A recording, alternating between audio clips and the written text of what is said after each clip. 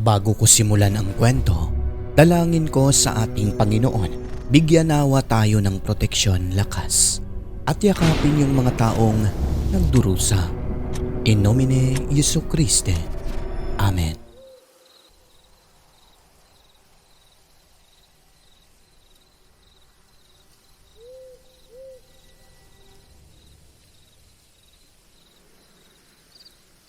Itago niyo na lang po ako sa pangalang Kiara. Itong ibabahagi ko ay kakaiba sa mga kwentong naririnig natin. Tungkol po ito, sir, sa kakaibang nilalang na naging karanasan ng pamilya ng aking pinsan na tawagin na lang natin bilang si Krisha. Alinsunod sa kanilang relihiyon ay hindi sila naniniwala sa mga kababalaghan, lalo na sa aswang. Hindi naman po lahat. Meron din namang naniniwala nun at katunayan meron din po silang manggagamot. Ngunit karamihan ay hindi talaga naniniwala. Iba-iba rin naman ang mga tao at wala rin po yan sa relihiyon. Pero simula nung nagbubuntis ang kanyang kapatid sa una nitong anak, malimit kada gabi nakakarinig sila ng mga ingay sa bubong ng bahay na parang may naglalakad na kung anong nilalang na may kabigatan gawa ng lumulundo talaga ang bubong nila, sir, na yari sa pawid. At sa kadahilan ng hindi nga naniniwala sa mga usaping aswang o kung ano pa mang kumakain daw ng tao ng bata sa tiyan ng buntis, hinahayaan nila ang nilalang na ito sa pag-aakalang mga normal na pusa lang. Namamataan din kasi ng mister ni Krisha kung minsan kahit na maaga pa, normal na pusa lang sa kanyang paningin, kung kaya hindi talaga binigyan ng maling kahulugan. Si Krisha naman, may mga pagkakataong hindi makatulog kapag nagising ng 10 oras ng gabi buhat ng aniya. May kumakaluskos sa pawid na parang pilit tinutuklap ang isang bahagi. Subalit kapag tatayo siya o kaya'y gagalaw, yung bahay nila, sir, gumagalaw yun kapag maglalakad sa kwarto. Mawawala raw yung kumakaluskos sa bubong. Kung minsan naman ay batid niyang parang may nakatingin sa kanila habang natutulog. Pero kapag magpailaw sa kwarto ay wala naman. Sa paglipas ng ilang araw noon, yung kapatid niyang buntis may mga pagkakataon na nagigising ito ng hating gabi dahil naninigas ang tiyan. Binabanyusan lang ng langis, nawawala rin naman. Hanggang sa isang gabi pa, 1:00 ng madaling araw, nagising si Krisha, sir, dahil sa mga naririnig nitong hingal sa silong ng bahay nila. Nakakakilabot, aniya, dahil may kasamang ingay na parang nagmumula sa dila. Yun bang parang baboy na kumakain ng kung ano.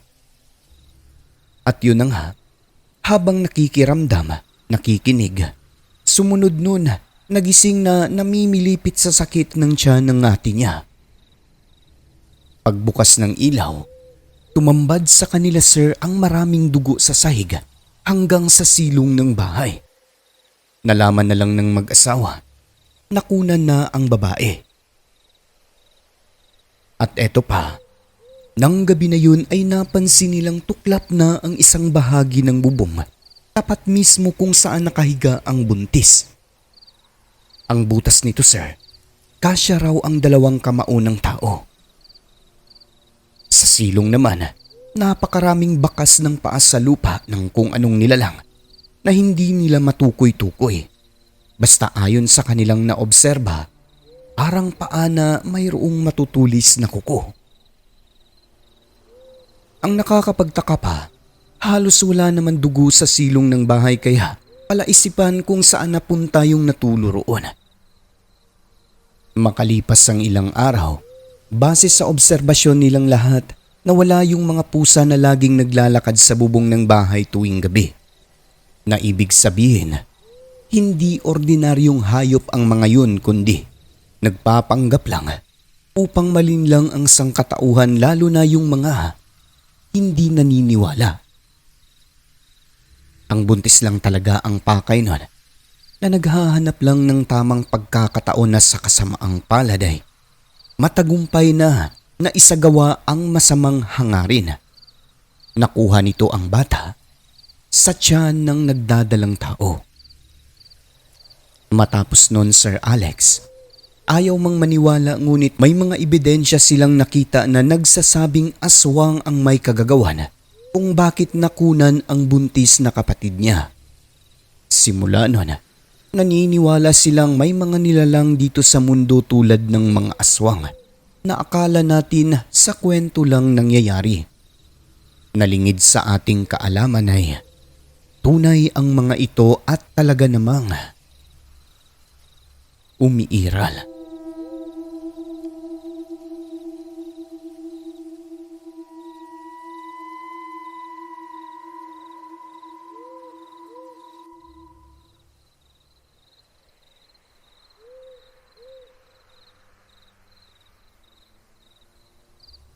Magandang araw o gabi, Sir Alex.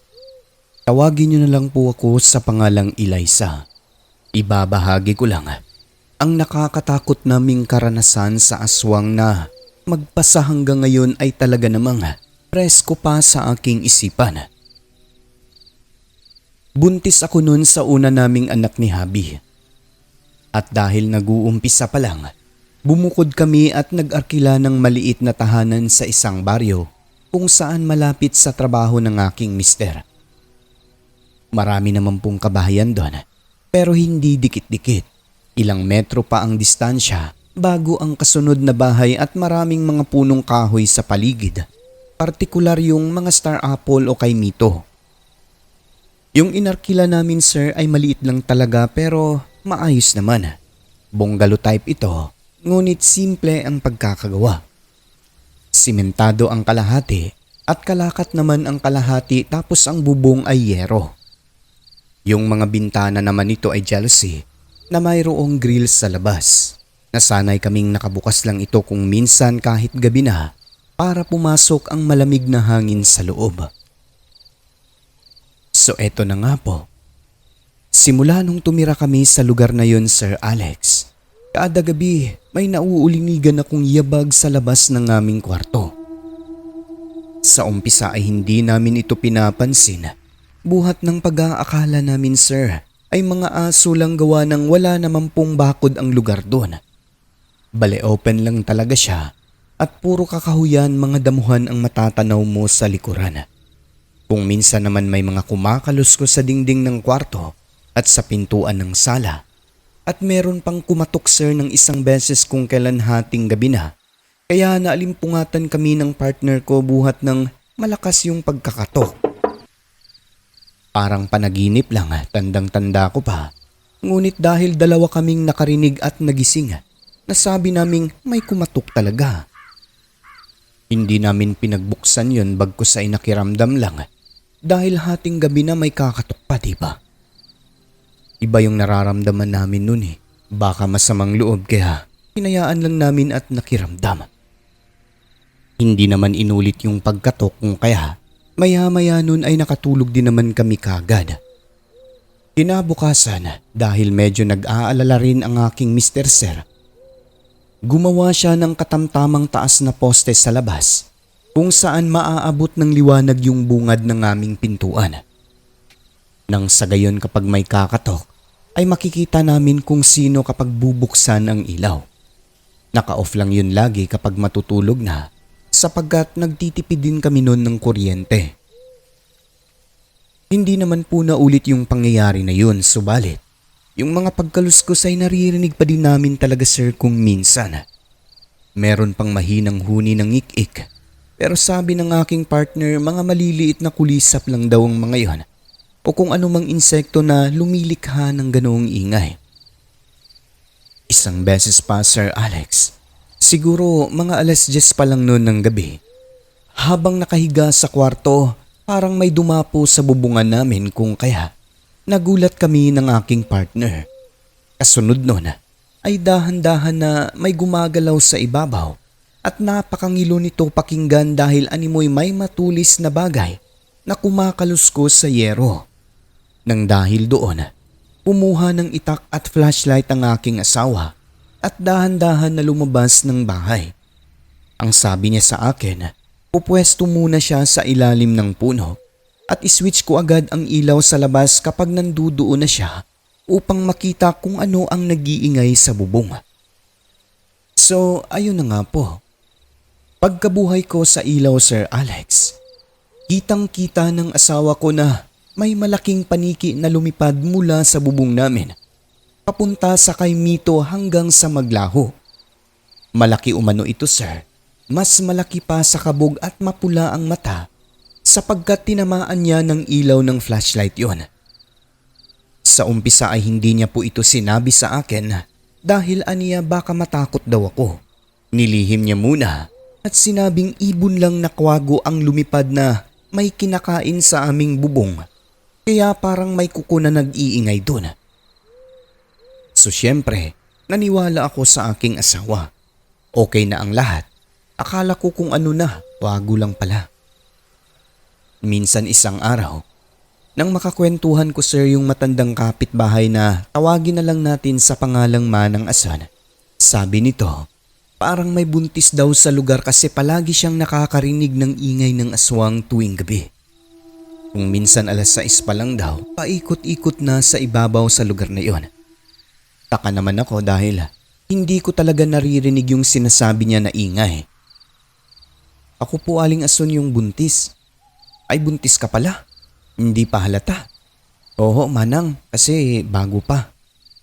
Ay ikaw pala ang binabalik-balikan ng aswang dyan. Ay wag naman po sana. Baka may iba pang buntis dito Manang Ason kasi hindi pa naman halata ang aking tiyan. Paano malalaman ng aswang, di ba? Sino namang nagsabi sa'yo na hindi malalaman at maaamoy ng aswang yan? Kahit hindi halata ang tiyan mo iya, sa ngalan na buntis ka, maaamoy ng mga nilalang na yan ang bata sa tiyan mo. Pang-ilang anak mo na ba yan? Ay una pa lang po. Nako, sobrang bango niyan sa kanila iha. Yan ang pinakapaborito ng mga aswang, ang unang anak. Talaga ho ba Manong? Oo. Hindi sa tinatakot kita ha pero matanda na ako at may karanasan na rin sa mga ganyan.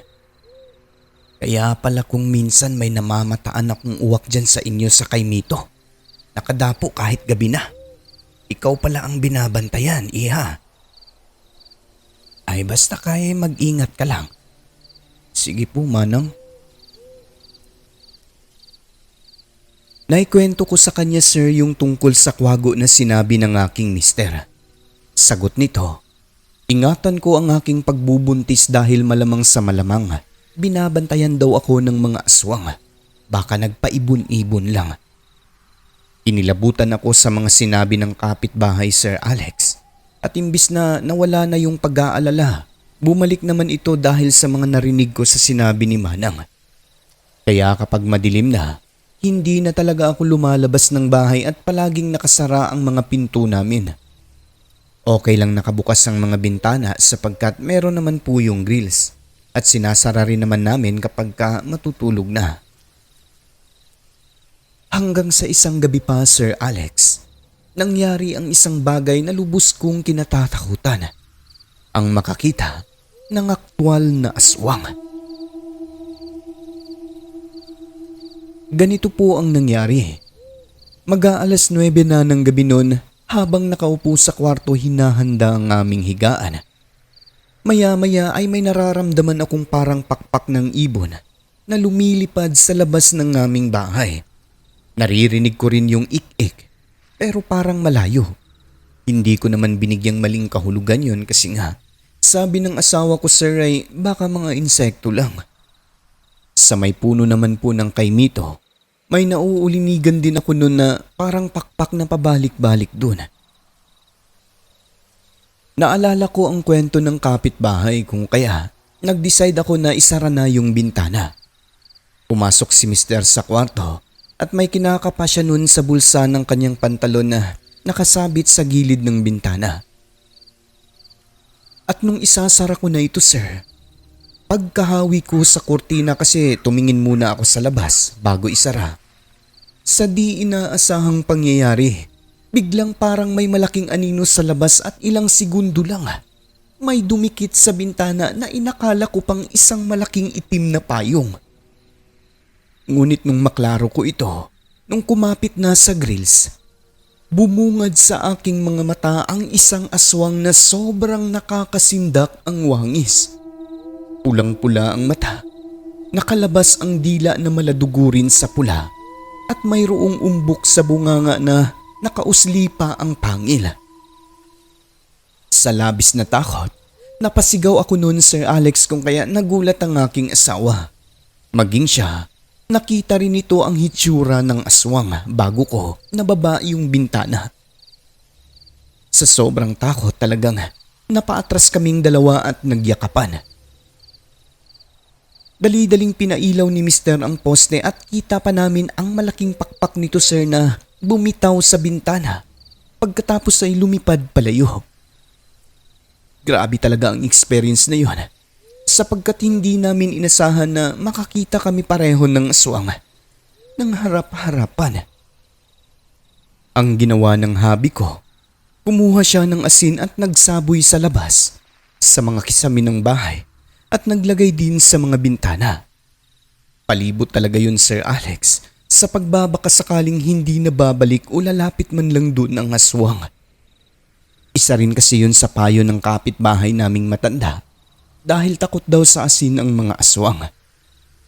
Hindi nga siya lumapit sa bintana, ngunit ng gabi na yun ay paikot-ikot lamang ito sa bahay namin dahilan na hindi talaga kami nakatulog magdamag. Mabuti na lang talaga, wala pong nangyari sa akin at hindi po ako nakunan. Dito lang umamin ang mister ko, sir, na yung nakita niya sa bubong namin ay hindi kwago kundi isang aswang.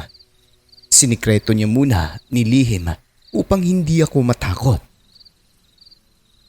Sabi ng kapitbahay, kahit saan daw kami magpunta ay masusundan pa rin ng aswang sapagkat nag-iiwan daw ang mga yan ng marka sa mga nais nilang biktima. Ang marapat di umanong gawin, magpunta sa manggagamot at humingi ng proteksyon na ginawa naman po namin.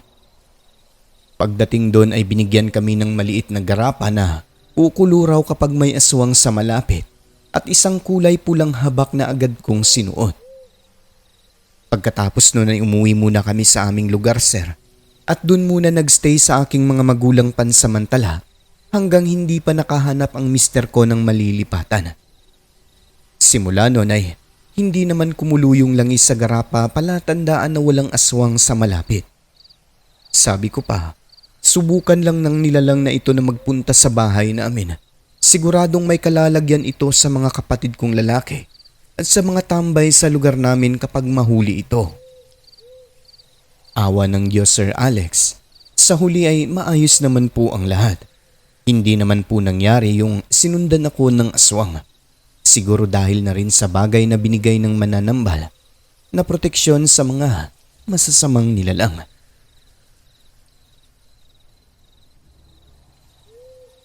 At yun na po, sir, ang aking maikling kwento.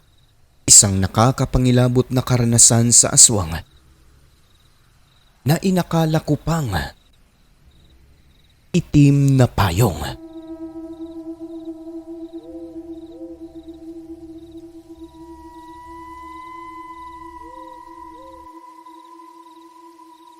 Hanggang sa muli, Ilaysa ng Mindanao.